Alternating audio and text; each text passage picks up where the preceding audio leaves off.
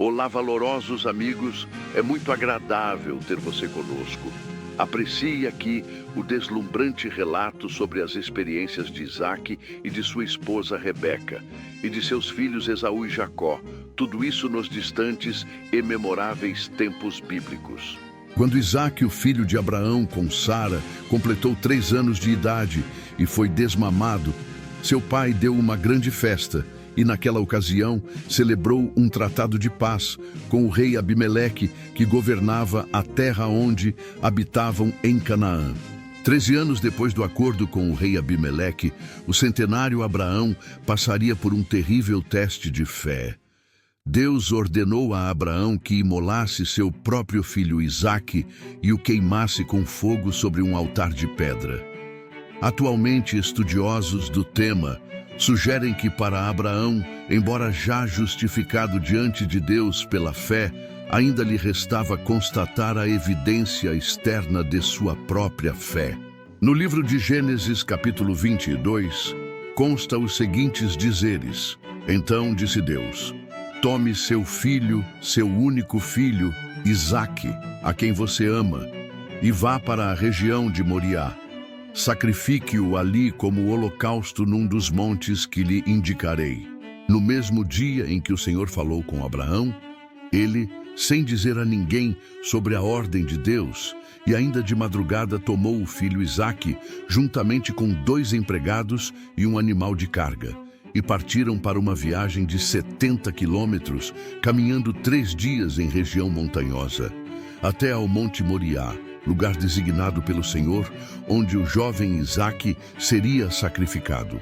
Deixaram os 2 ajudantes e o jumento no pé daquele monte, e Isaque, não sabendo que seria ele próprio degolado e queimado no alto do Moriá, foi levando a lenha no ombro e acompanhava seu pai ao subir a montanha. Entretanto, ambos subiam calados pela trilha. Mas Isaque não se conteve e, em dado momento, quebrou o silêncio com a cuidadosa pergunta: Meu pai, as brasas e a lenha estão aqui, mas onde está o cordeiro para o holocausto? Respondeu Abraão: Deus mesmo há de prover o cordeiro para o holocausto, meu filho. E voltando ao silêncio, os 2 continuaram a caminhar juntos, morro acima. No alto do Monte Moriá, pai e filho colhem pedras de bom tamanho e dão forma a um altar. O coração de Abraão se perturba porque o rapaz, seu filho com Sara, trabalha com zelo na preparação do próprio sacrifício, sem saber do desfecho iminente. Sua mãe, em casa, não tem noção da angústia que seu filho está prestes a enfrentar. No alto do distante Moriá, a lenha é ajeitada sobre as pedras, a fim de o corpo da vítima ser consumido pelas chamas. Abraão traz o moço ao altar. Isaque não esboça reação. Seu pai inicia o processo do holocausto, o amarra com cordas e o deita sobre a lenha para ser golpeado no pescoço. O pavor da morte se apodera de Isaque, terá de passar pelo cálice do sacrifício. O rapaz entra em pânico, lhe vem suor frio, está amarrado e distante da mãe. Ofegante, torna-se incrédulo de escapar da angústia e finalmente percebe que foi totalmente desamparado. O pai do garoto, com mão firme, empunha a faca e depressa quer obedecer à ordem de seu Deus. Por isso, o golpe deve ser enérgico e cruel. A vítima é seu próprio filho Isaque, que sofre em desespero e se contorcerá até lhe acabar o fôlego. Abraão, ao armar o braço para o assombroso ato, também já tem sua própria alma em amarguras.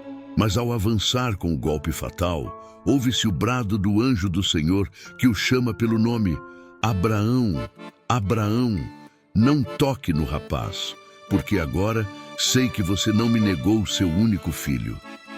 No topo do Moriá, o amparo ao moço chegará a tempo. Após a fé de Abraão ter sido provada com atitudes de obediência e a ordem para imolar Isaque revogada, Abraão desamarrou o filho e percebeu entre os arbustos um carneiro preso pelos chifres. Então tomou o carneiro e o sacrificou no lugar de Isaque. E a voz de Deus o abençoou, dizendo: Juro por mim mesmo que, por ter feito o que fez, não me negando seu filho, o seu único filho.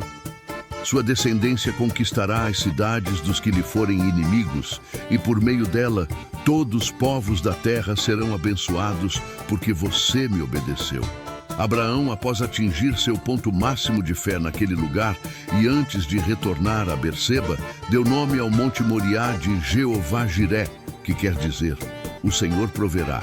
Em outra ocasião, quando já haviam passado os 20 anos do teste de fé no Monte Moriá, e a família de Abraão já havia retornado para a região de Quiriate-Arba, então Sara, mãe de Isaque, morreu e foi sepultada no campo comprado de um cidadão hitita, de nome Efron. Abraão também, já muito velho, e vendo Isaque pesaroso por não ter mais a mãe, decidiu arranjar esposa a seu filho e deu ordens ao servo mais antigo de sua casa para que fosse à Mesopotâmia em busca de uma jovem. Abraão o enviou à Mesopotâmia, para a região de onde havia saído 60 anos antes, e onde ainda moravam seus parentes, a fim de que seu servo encontrasse lá uma esposa para seu filho Isaque. O servo de Abraão carregou 10 camelos com provisões, tomou alguns companheiros e partiram para o distante Oriente numa prolongada viagem até chegarem à casa de Betuel, o sobrinho do patriarca em Padã Arã, onde reportou os 60 anos de trajetória, conquistas e riquezas de seu senhor Abraão. Betuel tinha uma filha chamada Rebeca, e embora estando o pretendente ao casamento a 800 quilômetros de distância de onde estavam, o servo de Abraão apresentou aos familiares da moça, como era costume no Antigo Oriente, a proposta de união matrimonial com Isaque por procuração, que ao ser indagada por sua família se aceitava o casamento, a jovem Rebeca consentiu e foi enviada para Isaque, que a recebeu como esposa, ato que o consolou pela perda de sua mãe Sara. 20 anos após se casar com Isaque, Rebeca deu à luz a gêmeos e foram chamados Esaú e Jacó. Quando os gêmeos tinham 15 anos, Abraão faleceu e foi sepultado junto ao corpo de Sara, na caverna de Macpela. E os filhos o lamentaram por vários dias. Passados 40 anos, desde o nascimento dos filhos gêmeos de Isaque e Rebeca, Esaú, o primogênito em desobediência aos pais, tomou para si 2 esposas daquela região, mulheres hititas que causaram a Rebeca e a Isaque constantes amarguras. Por já estar o patriarca Isaque em adiantada velhice e não podendo enxergar mais, sua esposa, contrariando os costumes da época, que seria encaminhar o filho primogênito Esaú para ser abençoado por seu pai antes que este viesse a morrer, Rebeca, contrariamente, por meio de uma estratégia, enganou seu marido e lhe encaminhou o filho mais novo Jacó, tendo-o feito se vestir com peles de cabra para que Isaque acreditasse ser Esaú. E assim, o filho mais novo Jacó se apresentou ao velho patriarca para receber por herança, no lugar de Esaú, as promessas de Deus, feitas à família em tempos antigos, para que pela linhagem e gerações de Abraão viesse o desejado Messias para abençoar todas as nações da terra. E naquele evento, não percebendo Isaque que se tratava de Jacó em sua presença, o abençoou imensamente, acreditando ser o filho mais velho. Esaú, ansioso para receber a herança da promessa de Deus, se apresentou a seu pai Isaque para recebê-la, mas foi informado que outra pessoa já havia recebido as palavras abençoadoras, as quais não poderiam mais ser revogadas, ficando claro que Jacó lhe havia usurpado o direito de herdar as bênçãos prometidas aos descendentes de Abraão, pelo que Esaú se tornou rancoroso com seu irmão Jacó e disse: "Os dias de luto pela morte de meu pai estão próximos, então matarei meu irmão Jacó." Rebeca, para evitar a tragédia, enviou imediatamente Jacó para a casa de seu irmão Labão, na Mesopotâmia, e se justificou a seu marido Isaque, dizendo: "Estou desgostosa da vida por causa destas mulheres hititas. Se Jacó escolher esposa entre as mulheres desta terra, entre mulheres hititas como estas, perderei a razão de viver." Isaque, durante sua vida, fez o que era reto aos olhos do Senhor. Recebeu do Altíssimo a confirmação de que sua descendência receberia as terras de Canaã, e que por meio de um descendente seu, o Messias, todas as nações da terra seriam abençoadas em época posterior. Plantou trigo na terra dos filisteus e colheu com tanta abundância que chegou a se tornar o homem mais rico daquela região. Fez alianças com governantes de sua época e cavou poços e desentulhou outros. Foi próspero em seus dias e morreu em abastada velhice. Viveu até aos 180 anos. Morreu e foi sepultado em Manre, perto da cidade de Kiriat Arba, que é Hebrom.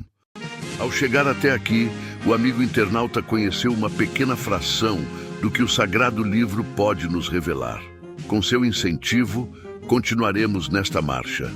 Obrigado por nos acessar. Até o próximo encontro.